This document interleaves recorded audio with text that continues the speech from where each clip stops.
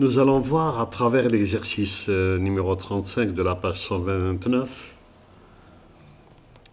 la tomographie par émission de positons.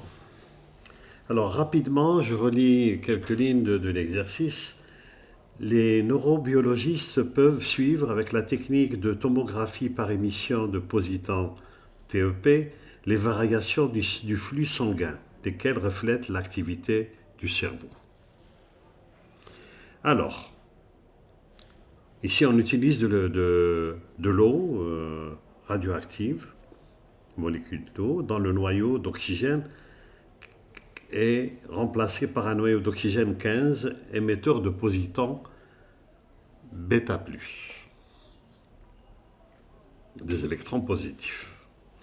Donc, on nous dit, en premier lieu, écrire l'équation de la réaction de désintégration du noyau O15. Ça, c'est un isotope de l'oxygène. Alors, donc la variation de l'oxygène O15, nombre de nucléons c'est 15, alors que l'oxygène normal c'est 16, avec 8 protons, donc évidemment 7 neutrons. Qu'est-ce qu'il va faire? Il va se transformer en un noyau, et une émission bêta+, donc un positon, un électron positif. Donc si on doit respecter les lois de conservation du nombre de nucléons et de charges, ici nous avons 15, ici ça c'est un électron, donc ce n'est pas un nucléon. Donc ici je retrouvais le nombre de nucléons se retrouve sur le corps X. Et le nombre de charges, ici, au premier membre j'ai 8, et là j'ai plus 1. Donc automatiquement, je dois avoir dans la totalité 8, donc je ne peux avoir ici que 7. Ce corps n'est autre que l'azote. L'azote, 7, numéro atomique 7, 15, plus, alors on a notre positon. Donc l'oxygène, il donne 8. Ceci étant l'équation demandée. Deuxièmement, on nous dit de définir le temps de demi-vie. Le temps de demi-vie.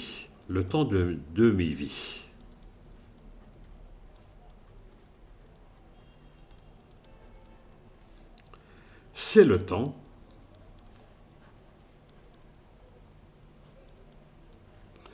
temps pour que l'échantillon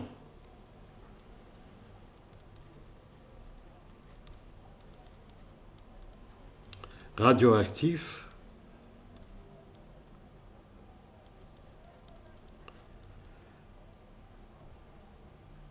désintègre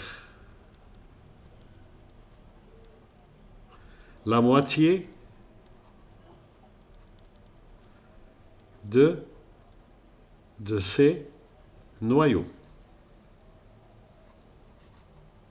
Donc la quantité, c'est-à-dire qu'au début on a 1, 0, il faut un temps t1,5 pour avoir 1, 0 sur 2.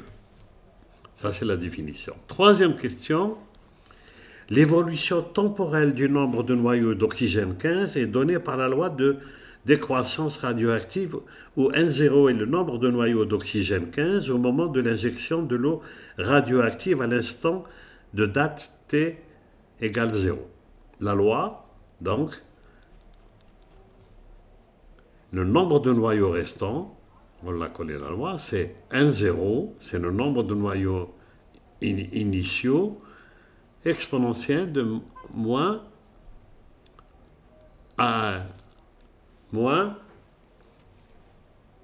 alpha t. Ça, c'est la relation de désintégration radioactive. Alors, on nous demande, petit a, de montrer que lambda, que la constante radioactive est égale à log de 2 sur le temps de demi-vie. Donc, on doit démontrer que lambda est égal à log de 2 sur le temps de demi-vie. Qu'avons-nous? À l'instant t égale 0, à t égale 0, nous avons n de t égale 0, c'est égal à 1, 0. Et à t 1 demi, nous devons avoir n de t 1 demi qui est égal à 1, 0 sur 2, la moitié. Nous avons l'expression, l'évolution de la décroissance radioactive, c'est n de t qui est égal à 1, 0 exponentielle moins lambda t. Donc, quand je prendrai le temps à t 1 demi, qu'est-ce que j'aurai? J'aurai n de t 1 demi doit être égal à 1, 0 sur 2.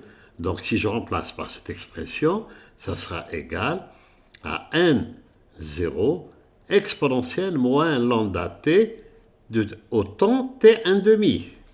Donc, j'ai cette expression-là que je vais réécrire ici. 1, 0 sur 2 sera égal à 1, 0 exponentielle moins lambda t, t1 demi. Là, le 1, 0 se simplifie, donc il me reste 1 demi qui serait égal à exponentielle moins lambda t 1 demi, que je pourrais réécrire en transformant, je vais passer par les logarithmes pour pouvoir extraire cette valeur-là. Donc ici, je vais mettre le logarithme de 1 demi est égal au logarithme de exponentielle moins lambda t 1 demi. Ce qui me donne que log 1 moins log 2, parce que je sais que lorsqu'on a log A sur B, ça c'est des maths, ce sont des maths, c'est égal à log de A moins log de B. Ça c'est une expression qu'on voit en mathématiques. Est égal, ici c'est la fonction et la fonction inverse, donc j'aurai moins lambda t 1 demi. Là. Donc ici, log de 1, c'est égal à 0. Donc log de 2 moins log de 2, cela me donne moins log de 2, est égal à moins t 1 demi. Alors, de là, on voit facilement que nous avons démontré notre relation, que la constante radioactive lambda, c'est égal à log de 2 sur t 1 demi. Donc, nous avons démontré la relation demandée. Alors, on nous demande de calculer sa valeur. Alors, B, sa valeur. Alors, on nous dit, on sait que T1 demi pour l'oxygène 15 est égal à 123 secondes. C'est-à-dire une demi-vie assez courte. C'est pour ça qu'on l'utilise dans le corps médical, que ça ne reste pas dans le corps, donc immédiatement ça part. Donc je n'ai qu'à remplacer, j'aurai lambda égale log de 2 sur 123 secondes, qui est égal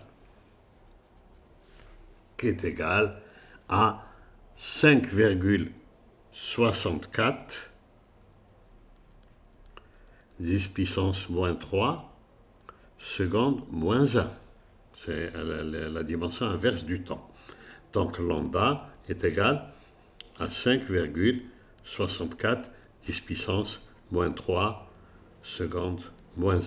Nous passons à la quatrième question qui nous demande si l'on souhaite poursuivre l'examen par TEP, on estime qu'il est nécessaire de procéder à une nouvelle injection lorsque le nombre n, facteur n de T1, de noyau d'oxygène 15 restant à l'instant de date T1 est de l'ordre de 5%.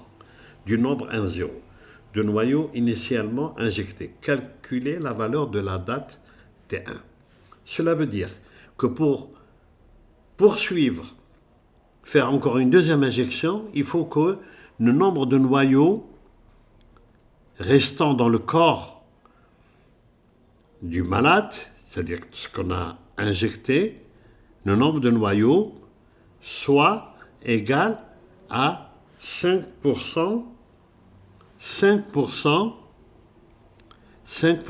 de N0, c'est-à-dire égal à 0,0510.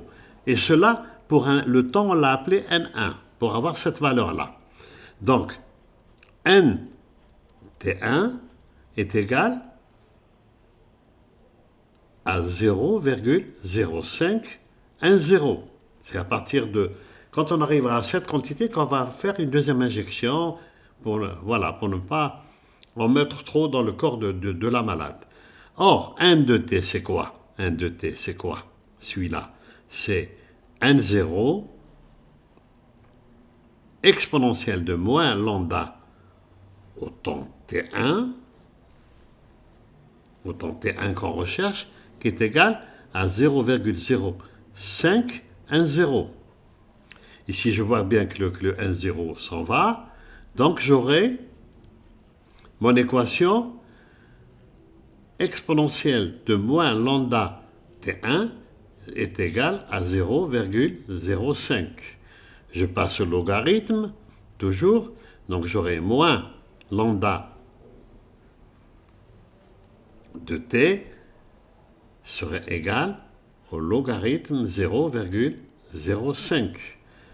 T1, n'oublions pas, ça c'est l'instant T1 qu'on recherche. Donc T1 sera égal à log de 0,05 à moins log de 0,05 sur lambda.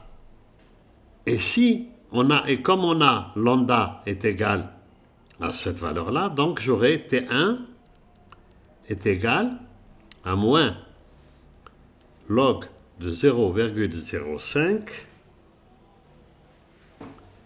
sur lambda qui est égal à 5,64 10 puissance moins 3 secondes moins 1. Ce qui me donne, après calcul, on va trouver une valeur qui tourne autour de 532 secondes, soit l'équivalent de 9 minutes. Donc le temps T1 serait égal à 9 minutes. Alors évidemment, il arrive, la question numéro 5 qui suit celle-là, c'est la question A, la question B, ils nous disent justifier la durée entre les deux injections évoquées dans les lancers. Effectivement, donc, nous avaient dit que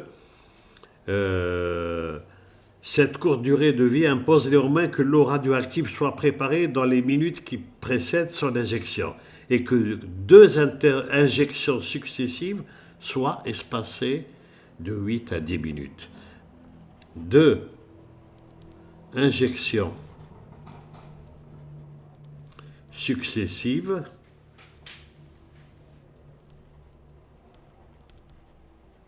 soient espacées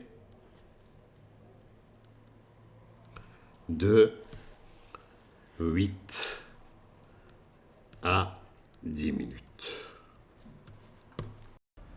N'oubliez pas de vous abonner et d'appuyer sur le bouton j'aime. À la prochaine vidéo.